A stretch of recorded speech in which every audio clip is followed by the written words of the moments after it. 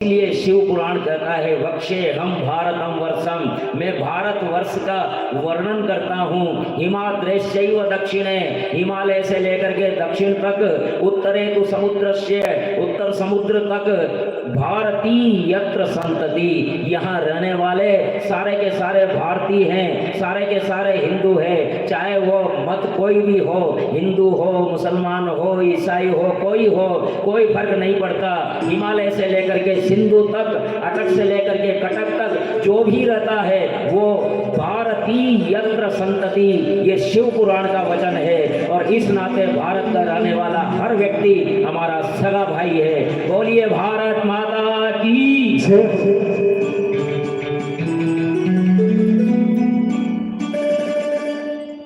नव योजन सहस्रो विस्तारोस्य महामुने, स्वर्गापवर्गयो कर्म कर्म भूमिरेषा स्मृता बुधे।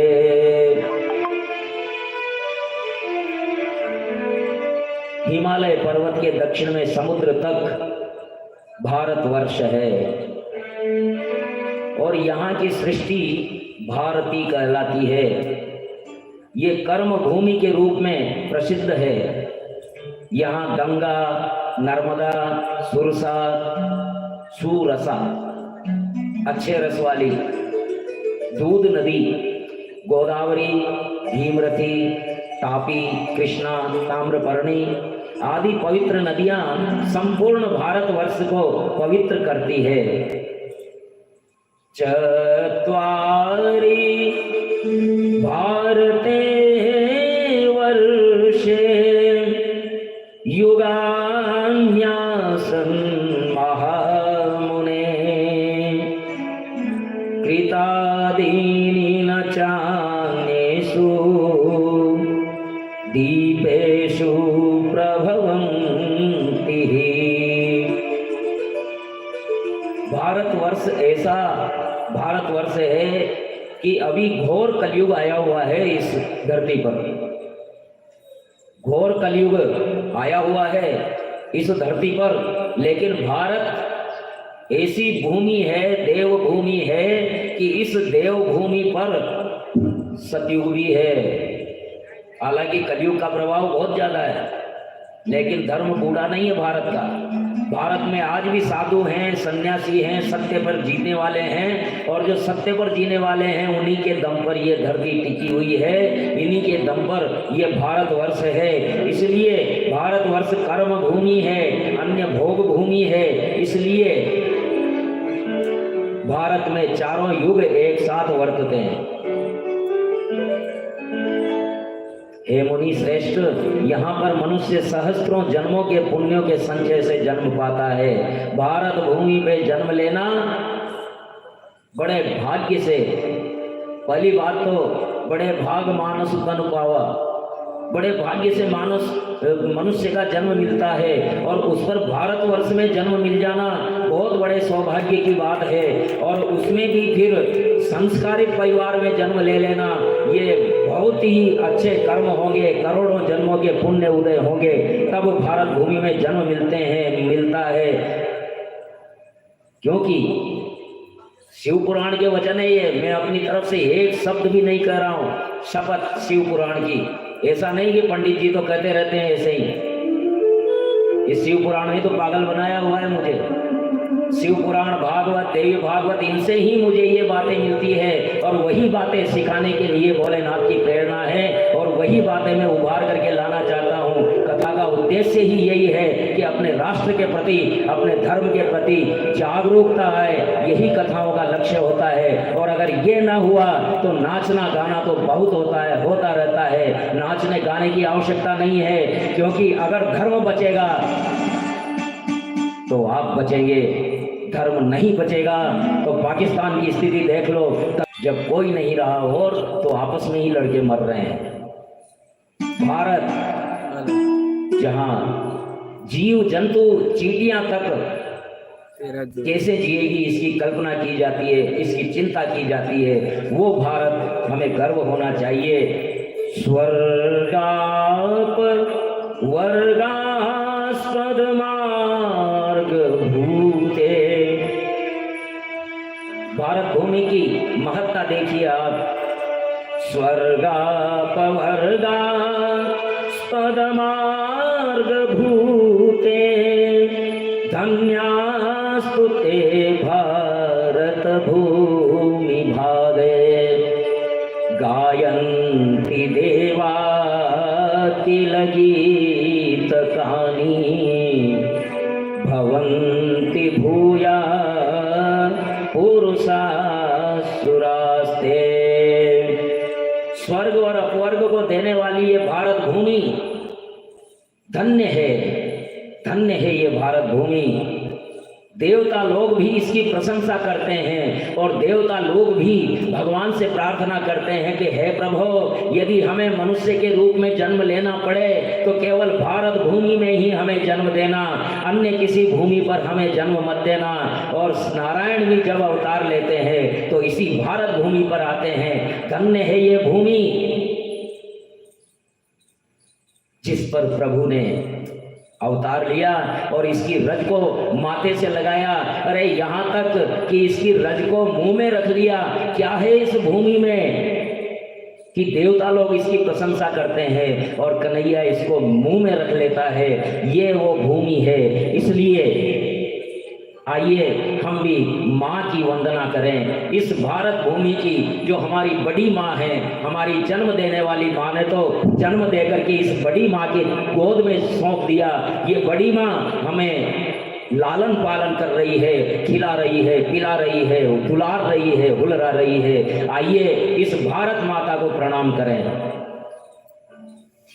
मातृभू तुझ को मेरा नमन, तेरा वैभव ही मेरा सपन। वंदे मातरम, वंदे मातरम। मातृभूत तुझको मेरा नमन, तेरा वैभव ही मेरा सपन। वंदे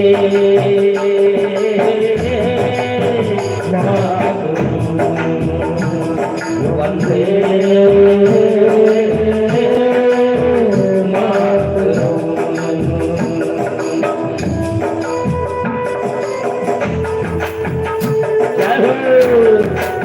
बोलिए भारत माता की जय।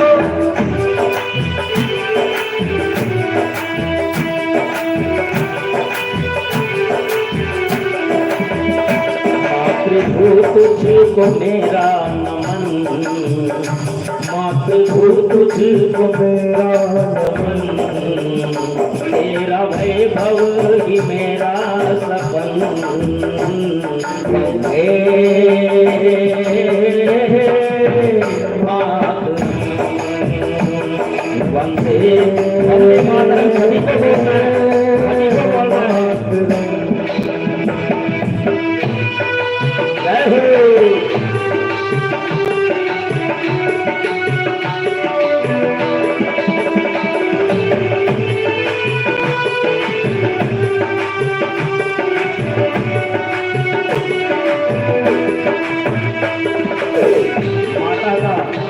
माता का भौगोलिक रूप देखिए, भारत माता कैसी है देखिए। भारत का नक्शा ध्यान में लाइए और ये पंक्तियां सुनिए। शीश हिमाला उतंगा, पंचनद जमुन गंगा, वारिधि पड़ा चरण में शस्य श्यामला पंगा।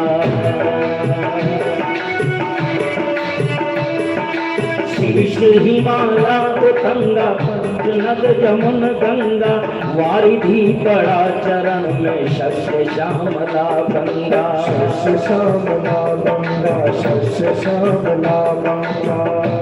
तेरे पग पग अनेकों वरन, तेरे पग पग अनेकों वरन, तेरा वैभव ही मेरा सपन, तेरा वैभव ही मेरा सपन। वंदे मातरम, वंदे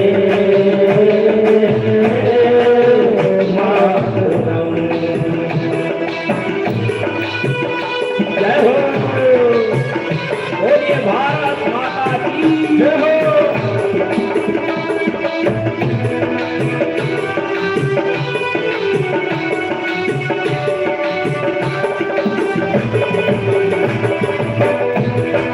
शीश, माता का शीश हिमालय, माता का शीश हिमालय है।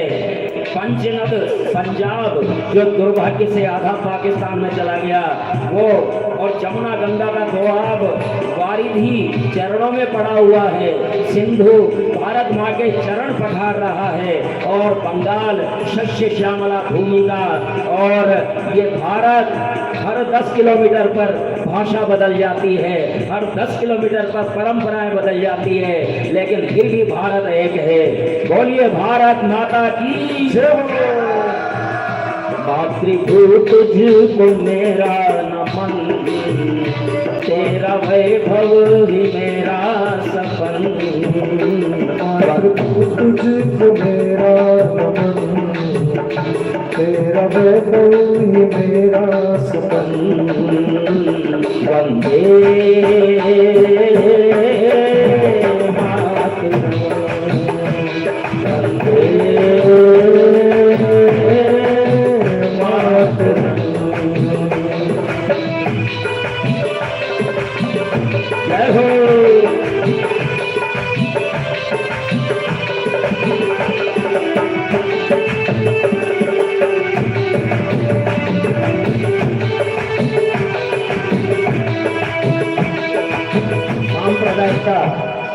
सांप्रदायिकता पर हम पहले भी सुन चुके हैं। सांप्रदायिकता कैसी है भारत की? आइए भारत के संप्रदायों की सांप्रदायिकता देखें कि इन सांप्रदायिकता में कैसी एकता है, कैसी एकता है भारत के संप्रदायों में। आइए देखिए।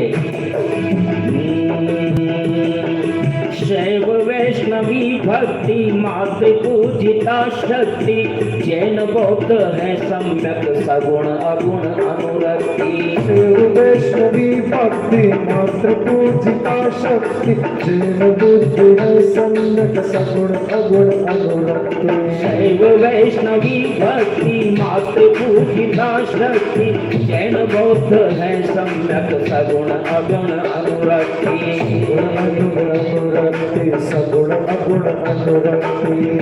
तेरे कण कण में सीता रमन, तेरे कण कण में सीता रमन, तेरा वैभव ही मेरा सपन।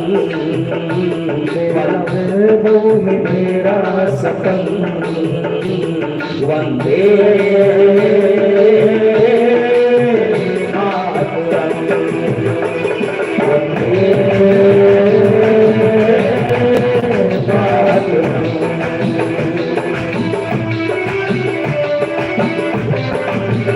जय हो, बोलिए भारत माता की जय।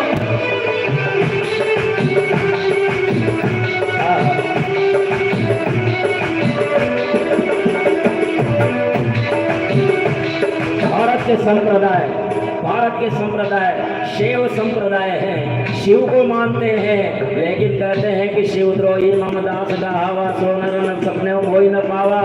शिव जी कहते हैं राम का द्रोही मेरा भक्त नहीं हो सकता, और राम कहते हैं शिवद्रोही मेरा दास नहीं हो सकता।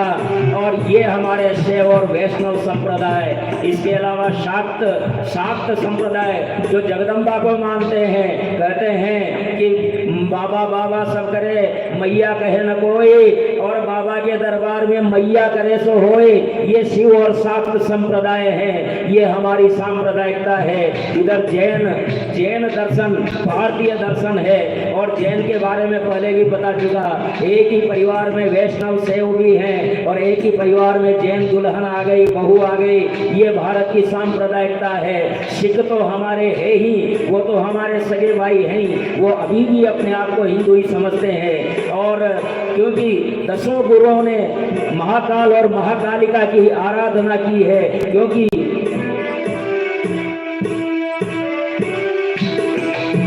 सप्त श्रृंग शोभित है जहाँ। गुरु गोविंद सिंह जी की ओर लौटते हैं। गुरु गोविंद सिंह जी का अभी जयंती भी निकली है, आइए उनको प्रणाम करें। और उन्होंने खुद के शब्द हैं, उन्होंने विचित्र नाटक, एक पुस्तक लिखी थी, नाटक लिखा था, उसमें उन्होंने कहा अब मैं अपनी कथा बखानो, अब मैं अपनी कथा बखानो, पूरब जन्म की कथा सुनाओ, पूरब जन्म की कथा सुनाओ।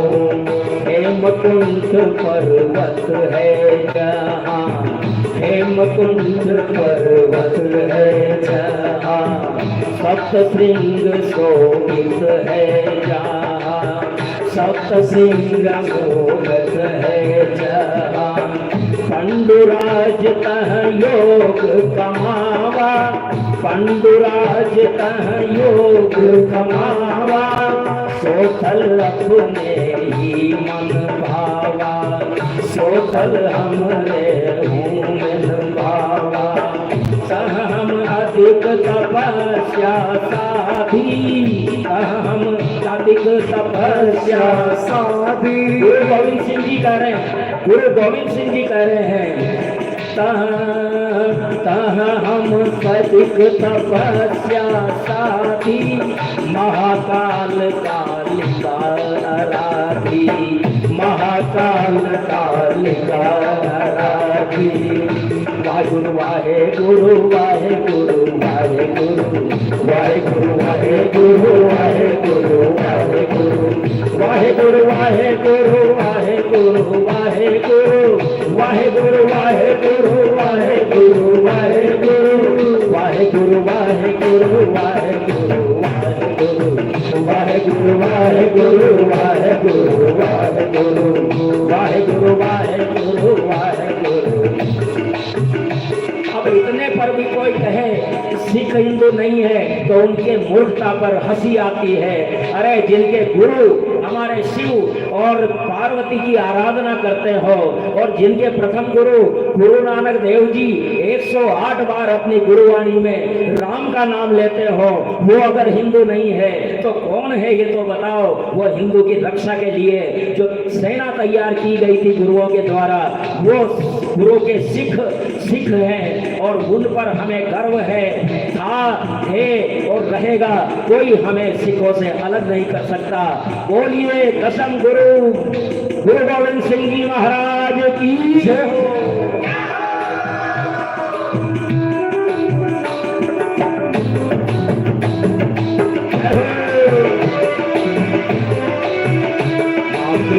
तुझको मेरा नमन, मातृभू तुझको मेरा नमन, तेरा वैभव ही मेरा सपन, तेरा वैभव ही मेरा सपन।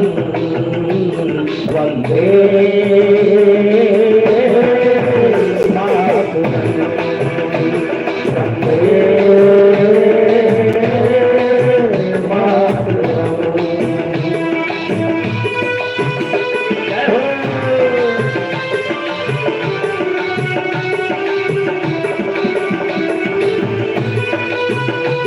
भारत माता की जय।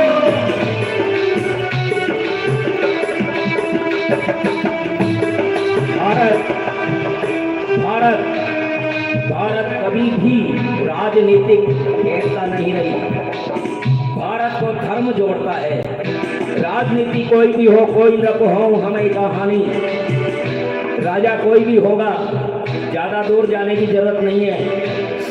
सन 1947 में 550 रियासतें थी भारत में, जो हमारे पास भारत है उसमें 550 रियासतें जिन्होंने सरदार वल्लभ भाई पटेल ने एकीकरण किया, 550 रियासतें थी यानी 550 देश थे। लेकिन तब भी रामेश्वरम से जब बद्रीनाथ कोई यात्री जाता था और कितने ही दिनों में जाता था, जिस गांव में रात हो गई वहीं ठहरता था और उस गांव में रामेश्वरम और बद्रीनाथ एक साथ आ जाया करते थे। उस गांव के निवासी सोचते थे आज रामेश्वरम से आया हुआ आदमी बद्रीनाथ जाने वाला आदमी आया है, आज रामेश्वर और बद्रीनाथ दोनों मेरे घर में आ गए और भगवान की तरह उनकी सेवा होती थी। ये हर गांव में ऐसा होता था। जो हिंगुला शक्तिपीठ जो बलूचिस्तान में आज पाकिस्तान में है, बलूचिस्तान में 51 शक्तिपीठों में सबसे प्रमुख शक्तिपीठ हिंगुला शक्तिपीठ, जहाँ भगवती सती का ब्रह्मरंध्र गिरा था, वो माता सती वहाँ हिंगुला शक्तिपीठ से कोई ढाकेश्वरी जो बांग्लादेश की राजधानी है, ढाकेश्वरी में 3 शक्तिपीठ है हमारे, और वहाँ कोई जाता था तो ढाकेश्वरी और हिंगुला माता दोनों एक साथ आ जाया करती थी। ये भारत की एकता है। आइए धार्मिक रूप से एक भारत का दर्शन करें।